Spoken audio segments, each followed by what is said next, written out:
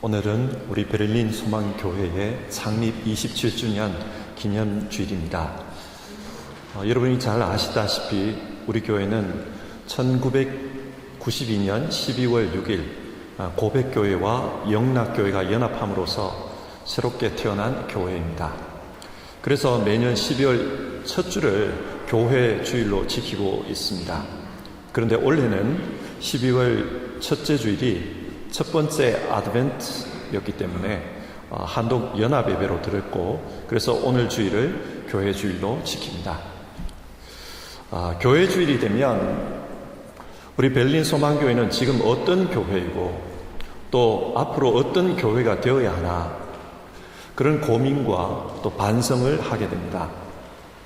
성경은 교회를 그리스도의 몸이라고 말합니다. 그리고 그리스도는 교회의 머리라고 합니다. 이 말은 몸은 머리가 생각하는 대로 움직이는 것처럼 교회 역시 예수님의 뜻대로 움직여야 한다, 그런 의미입니다. 그래서 오늘은 예수님은 이 땅에서 무엇을 원하셨나, 이 문제를 생각하면서 우리가 어떤 교회가 되어야 하나, 그것을 함께 고민해 보도록 하겠습니다. 오늘 본문은 예수님께서 나사렛 회당에 가셔서 예배를 드리는 내용입니다. 16절과 17절을 보시면 예수께서는 자기가 자라나신 나사렛에 오셔서 늘 하시던 대로 안식일에 회당에 들어가셨다. 그는 성경을 읽으려고 일어서서 예언자 이사야의 두루마리를 건네받아서 그것을 펴시어 이런 말씀이 있는 데를 찾으셨다. 예수님 당시의 회당 예배는 먼저 신명기 6장에 나오는 쉐마의 말씀을 암송하고 이어서 공동 기도문을 읽습니다. 그리고 모세 오경에 나오는 말씀들을 읽고 이후에 예언서의 말씀들도 읽습니다. 이렇게 말씀을 읽은 후 설교를 하게 되고, 설교가 끝나면 축복 기도문을 낭독합니다. 그러면 예배가 끝납니다. 이때 성경 낭독자와 설교자는 회당장이 선택을 하는데, 이날은 예수님에게 부탁을 했습니다. 왜 예수님에게 부탁을 했을까요? 누가복음 4장 14절과 15절에 따르면 예수님은 성령의 능력을 입고 갈릴리로 돌아오셨습니다. 그때의 사람들에게 소문이 퍼졌습니다. 아마 성령의 능력으로 예수님께서 많은 사람들을 치유해 주셨던 것 같아요. 그래서 사람들이 그 소문을 들었습니다. 뿐만 아니라 여러 회당에서 말씀을 가르치셨는데 그때 모든 사람에게서 영광을 받으셨다. 성경 그렇게 말합니다. 이 말은 예수님의 설교에 많은 사람들이 은혜를 받았다는 뜻입니다. 이런 소문이 사방에 퍼졌습니다. 회당장 역시 이 소문을 들었을 것입니다. 그래서 그 자리에 예배 드리러 오신 예수님께 오늘 성경을 읽고 이 말씀에 대해 설교해 주십시오, 그렇게 부탁을 했을 겁니다. 예수님은 이사야서의 말씀 중에서 61장의 말씀을 찾아 읽었습니다. 18절과 19절인데요. 주님의 영이 내게 내리셨다. 주님께서 내게 기름을 부으셔서 가난한 사람에게 기쁜 소식을 전하게 하셨다. 주님께서 나를 보내셔서 포로된 사람들에게 해방을 선포하고 눈먼 사람들에게 눈뜸을 선포하고 억눌린 사람들을 풀어주고 주님의 은혜의 해를 선포하게 하셨다. 예수님은 이 말씀을 읽은 후에 자리에 앉으셨습니다. 그래서 20절을 보면 예수께서 두루마리를 말아서 시중드는 사람에게 되돌려 주시고 앉으셨다. 유대 전통에 따르면 성경을 읽는 사람은 성경을 받아서 일어서서 읽어야 합니다.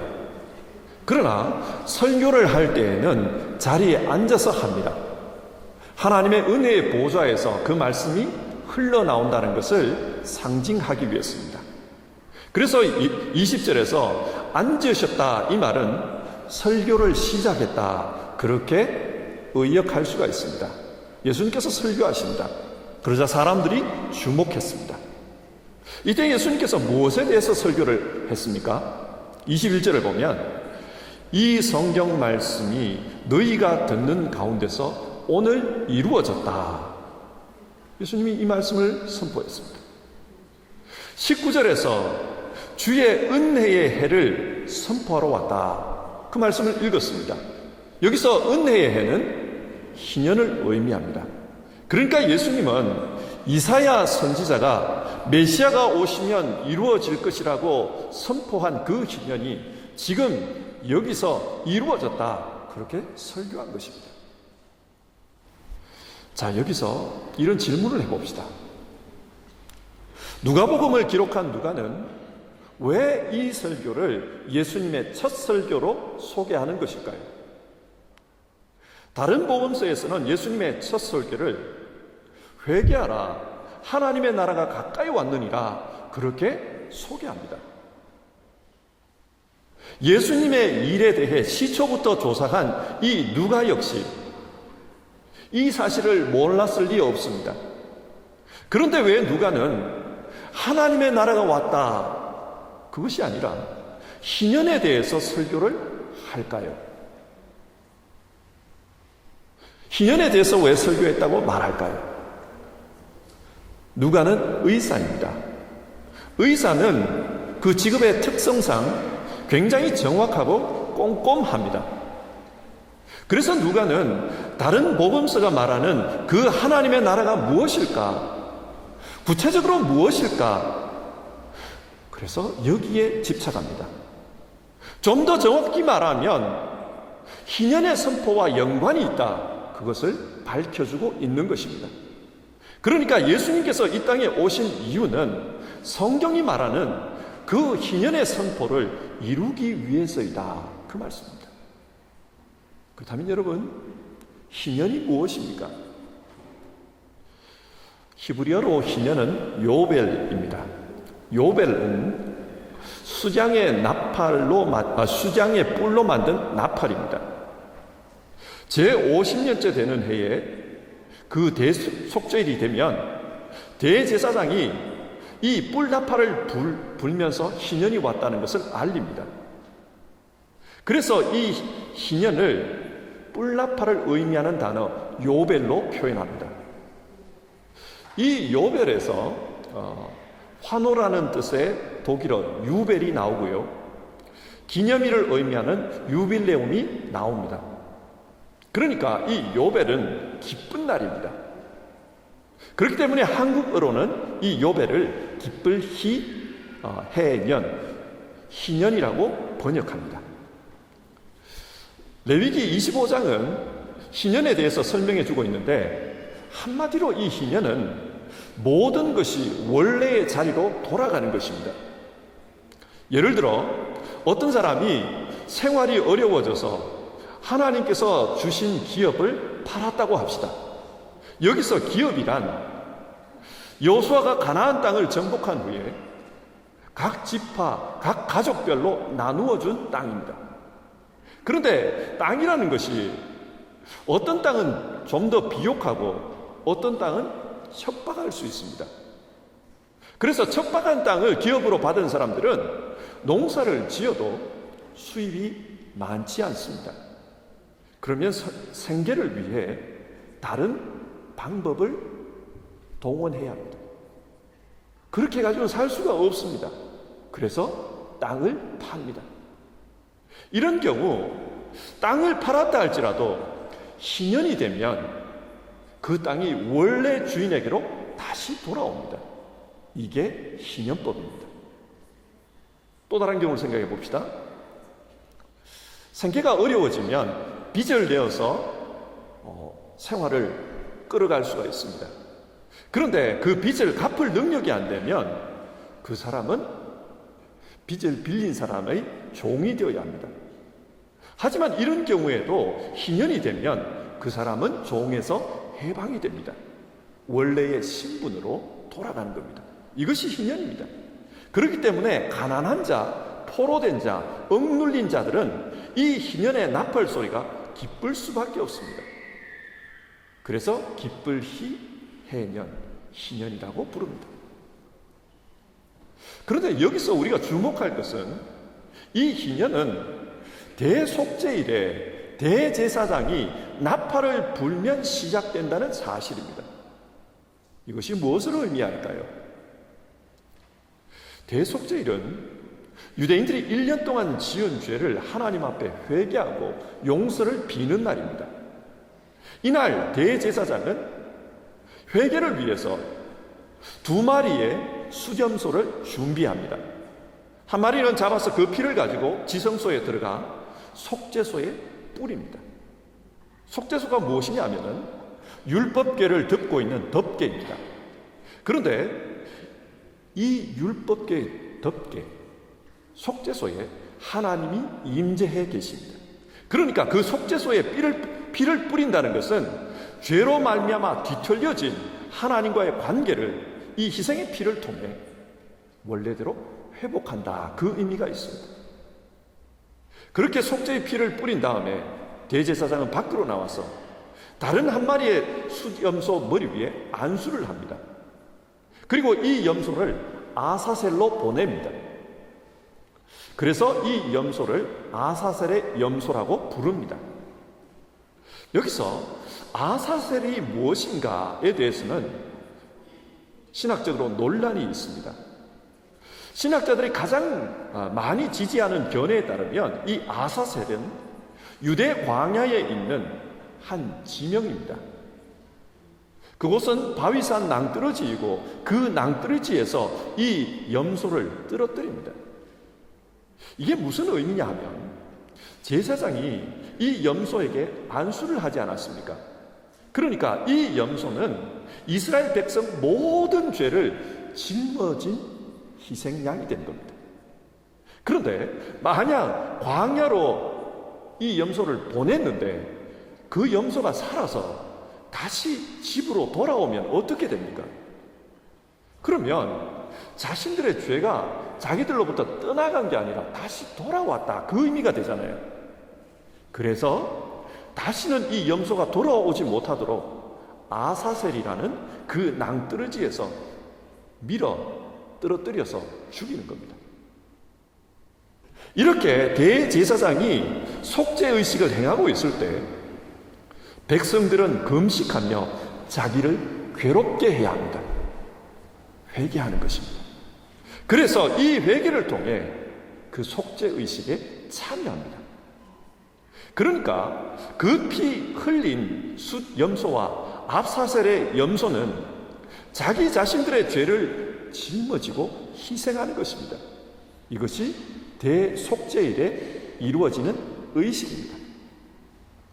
자, 이 의식이 끝나면 이제 대제사장이 희년의 나팔을 부읍니다. 그러니까 속죄가 끝난 후, 하나님과의 죄 문제가 끝난 후 이제 회복이 이루어집니다. 이스라엘 공동체 안에서 묶인 자들이 해방되고 잃어버렸던 땅을 다시 찾아오는 겁니다. 하나님과의 관계가 회복되니까 실제적인 삶의 회복이 일어난다, 그것을 말합니다. 이게 희년입니다. 자, 그렇다면 여러분, 오늘 말씀에서 예수님이 내가 이 희년을 이루기 위해서 왔다, 그렇게 설교한 내용은 무슨 의미일까요? 우리의 속죄를 위해 예수님 자신이 피 흘리러 왔다는 것입니다. 그리고 아사셀의 염소처럼 우리의 죄를 짊어지고 자신이 가겠다는 뜻입니다. 그래서 우리를 죄로부터 해방시킵니다. 그리고 하나님과의 관계에서 회복이 일어나게 합니다. 잃어버렸던 하나님 자녀의 지위를 회복시켜 줍니다.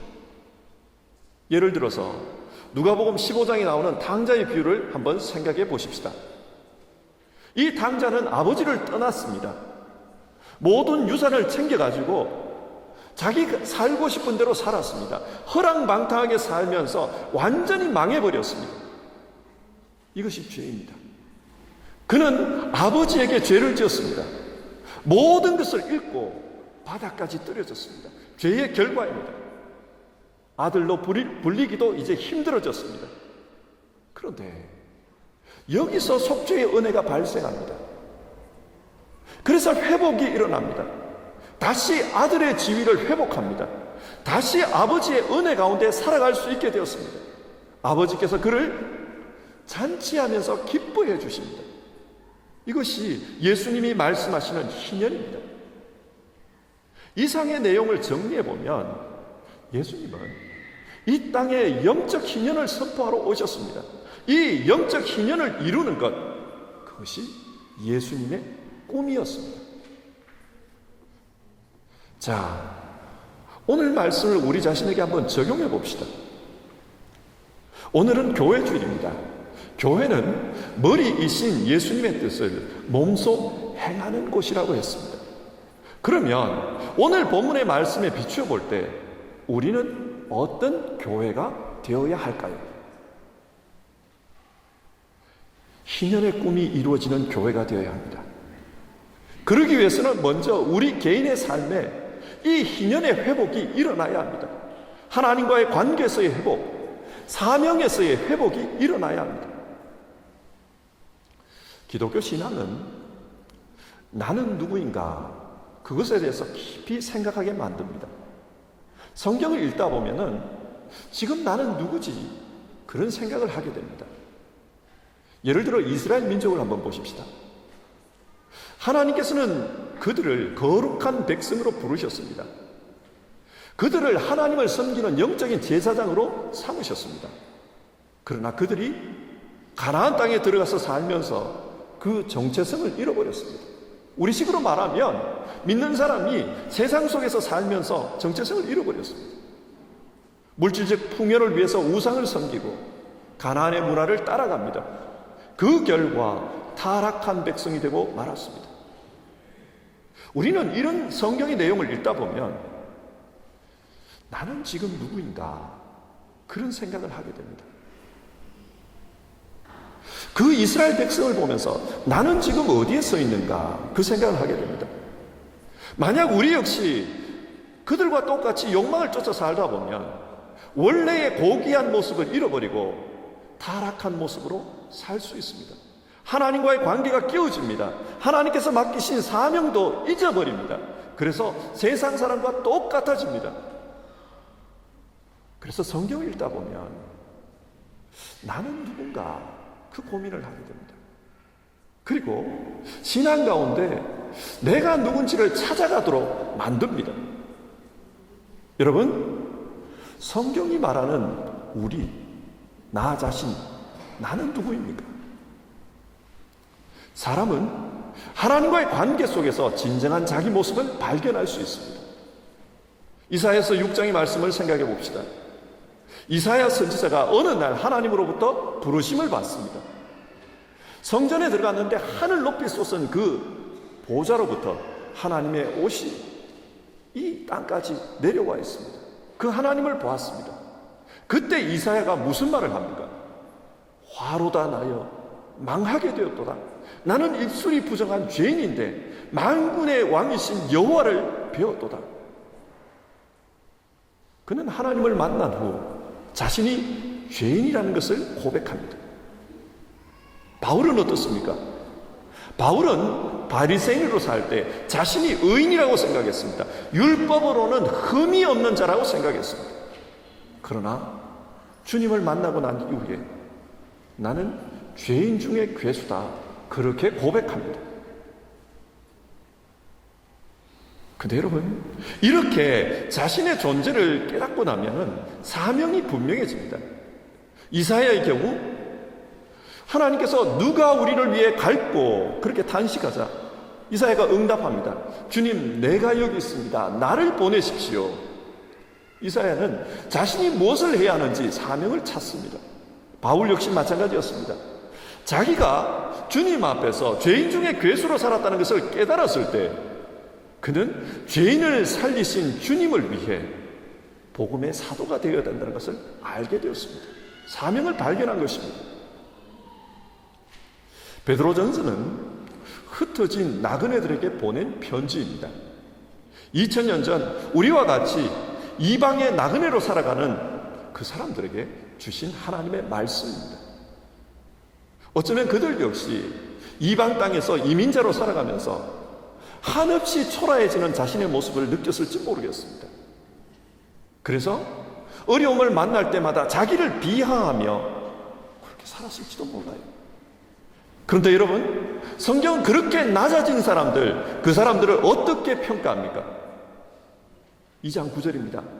여러분은 택함을 받은 족속이요 왕같은 제사장들이요 거룩한 민족이요 하나님의 소유가 된 백성입니다.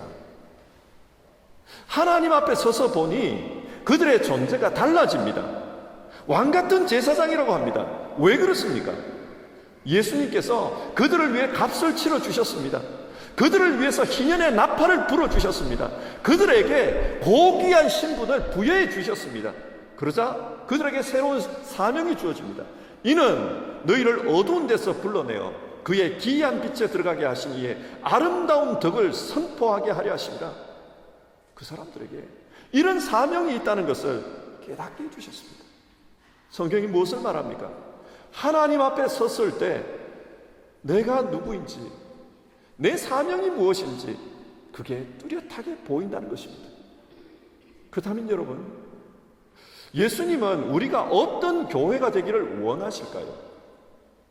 여러분 한 사람 한 사람이 교회입니다. 어떤 교회가 되기를 원하실까요? 각자의 신앙에서 희년의 회복이 일어나는 그런 교회가 되기를 원하십니다. 주님이 희년의 나팔을 불어주셨습니다. 속죄해 주셨습니다. 그 속에서 하나님과의 관계에 회복이 일어나기를 원하십니다. 그렇게 되면 내가 누구인지, 내 사명이 무엇인지 분명해집니다. 예배를 통해, 교회 활동을 통해 우리가 이런 경험을 해야 합니다. 예수님은 주님, 나는 죄인입니다. 나를 떠나십시오. 그렇게 고백하는 베드로를, 어부 베드로를 부르셔서 그를 사람 낚는 어부로 만들어 가십니다. 그를 반석으로 만들어 가십니다. 그래서 훈련하십니다. 그 베드로가 예수님을 부인하고 떠났습니다. 그러자 예수님께서 그를 찾아가십니다. 회복해 주십니다. 네가 나를 사랑하느냐? 그 베드로에게 희년의 나팔을 불어주십니다. 그러자 베드로에게 진짜 회복의 역사가 일어났습니다. 성도 여러분, 우리 안에 이런 역사가 있기를 바랍니다. 우리가 정말 희년의 회복의 역사가 일어나는 그런 교회가 되기를 바랍니다. 여러분 한 사람 한 사람이, 우리 공동체가 그렇게 되기를 바랍니다. 두 번째로, 교회는 다른 사람의 회복을 돕는 곳이 되어야 합니다. 여러분, 하나님께서 의도하신 그 희년의 의미를 한번 생각해 보십시오. 하나님은 나 혼자만 잘 사는 것을 원치 않습니다. 하나님은 전체가 잘 사는 것을 원하십니다. 그 구약시대에 어떤 사람이 부유한 땅, 기름진 땅을 유업으로 받아서 부자가 되었다고 합시다. 그래서 가난한 사람들의 땅을 샀습니다. 더 많은 땅을 차지했습니다. 그리고 그 땅을 경영하기 위해서 다른 사람을 종으로 고용했습니다. 종으로 부리게 됩니다. 그런데 희년이 되어 나팔을 부읍니다. 그러자 그 땅과 그 종들을 해방해 줘야 합니다. 이 부자의 입장에서 생각하면 손해입니다. 그런데 하나님께서는 그걸 요구하십니다. 너 손해가 있더라도 이 전체를 위해서는 너가 희년을 지켜야 한다. 그게 하나님의 뜻입니다. 지금의 한국교회는 전체적으로 굉장히 어려운 상황입니다. 특히 지방에 있는 교회들은 어렵습니다. 농어촌 교회들의 경우 젊은이들은 없고 연세 드신 어르신들만 모여 있습니다. 노령화가 심각해지면 심각해질수록 농어촌 교회들은 점점 어려워지고 있습니다. 지금까지 대도시에 있는 교회들이 양적으로 크게 부흥할 수 있었던 이유는 지방에서 상경한 그 지방교회 출신들이 대도시의 교회에 출석함으로 가능했습니다. 그런데 이제 지방교회가 힘들어졌습니다. 그러다 보니 대도시에 있는 교회들도 몰려오는 사람들이 없어서 힘들어집니다. 전체가 힘들어지는 것이죠. 하지만 이렇게 힘들어지는 상황 속에서도 양적으로 성장하는 교회들이 있습니다. 그렇게 성장하는 데는 뭔가 그 교회에 장점이 있고 좋은 특징이 있기 때문일 것입니다. 근데 여러분, 여기서 한번 생각해 봅시다. 하나님의 입장에서는 그렇게 성장하는 그 교회가 예쁘고 기쁠까요? 전체가 죽어가는데 하나가 잘 된다고, 하나가 정말 많은 사람이 모인다고 하나님이 기뻐하실까요?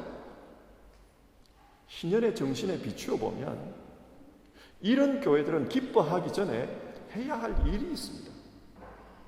개교회의 성장에 몰입해서는 안 됩니다. 전체를 위해서 우리가 손해보아야 할 것이 무엇인가, 그걸 생각해야 합니다.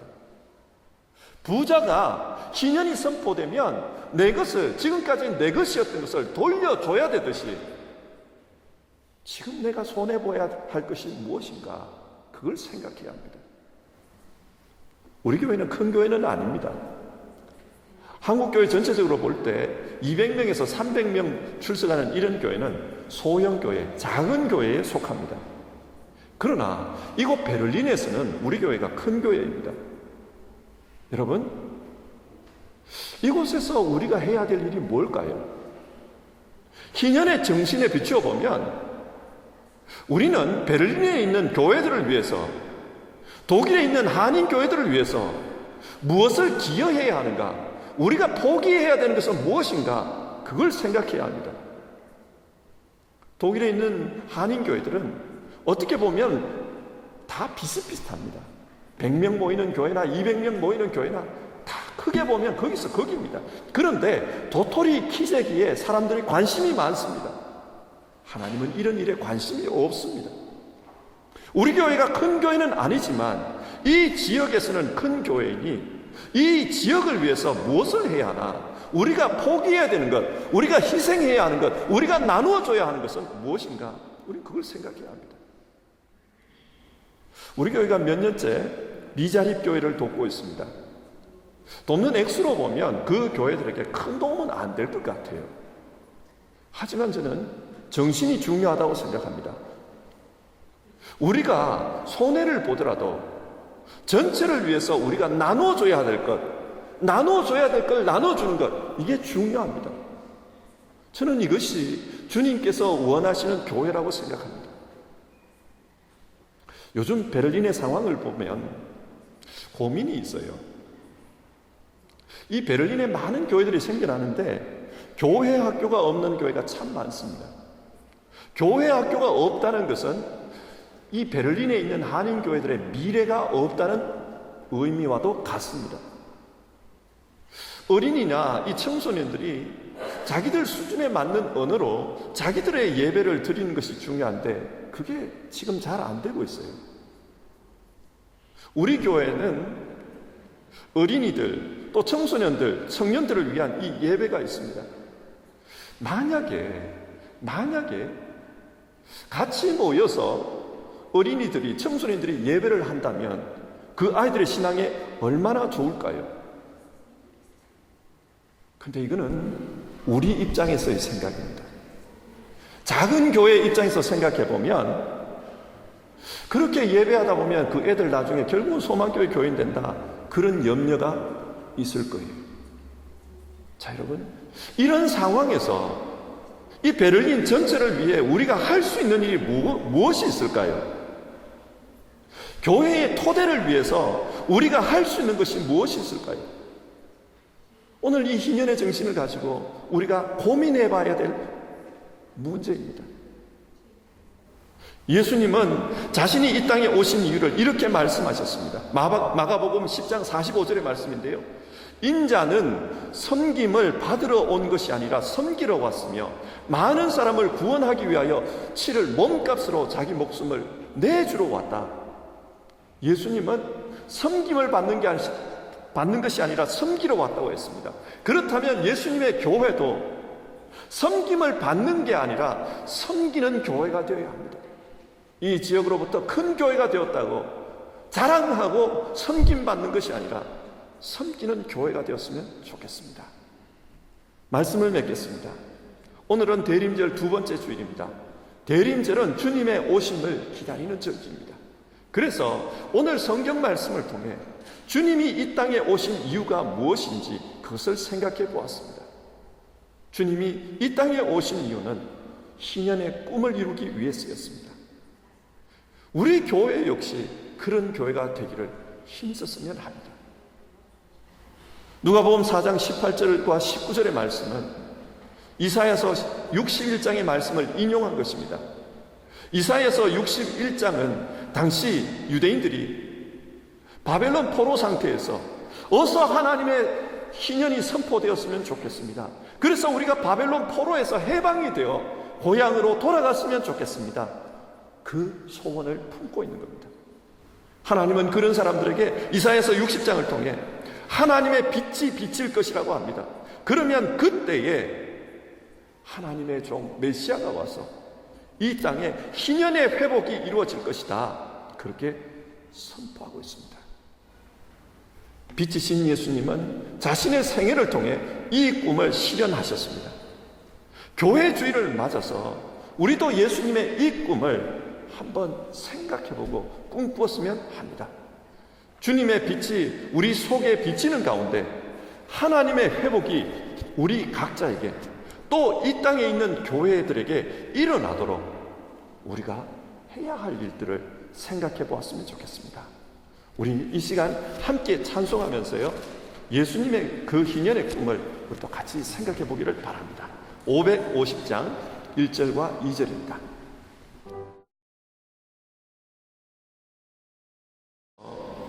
이런 노래를 부르고 싶으셨을 것 같아요. 시온의 영광이 빛나는 아침, 어둡던 이 땅이 밝아오네. 슬픔과 애통은 물러가고 기쁨으로 변하니 하나님의 영광이 빛나네. 시온의 영광이 빛나는 아침, 종되었던, 죄의 종되었던 그 종들이 다시 돌아오네.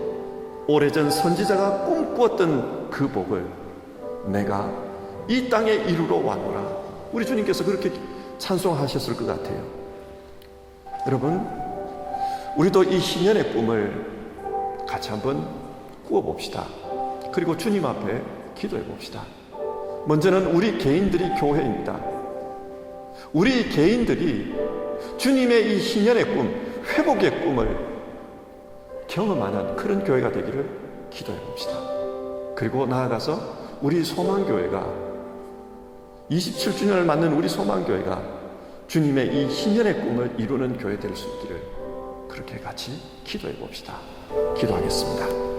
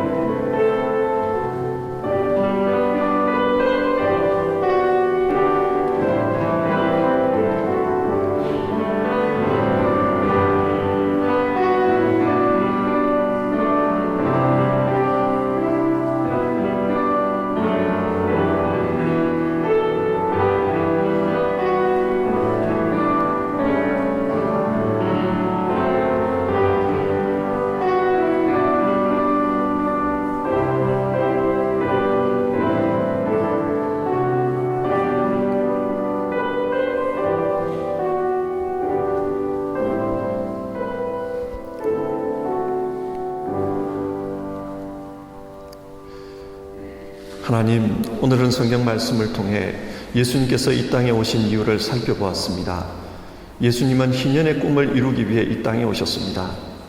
우리도 이 꿈을 우리의 비전으로 삼고 살아가기 원합니다. 우리 각자가 주님의 교회입니다. 우리 안에 주님의 희년이 이루어지게 하옵소서. 그래서 희년의 나팔을 불어서 너는 새로운 피조물이다. 너는 하나님의 사람으로 살아가라. 그 하나님의 은혜의 역사를 우리가 예배 때마다 경험할 수 있게 도와주시옵소서.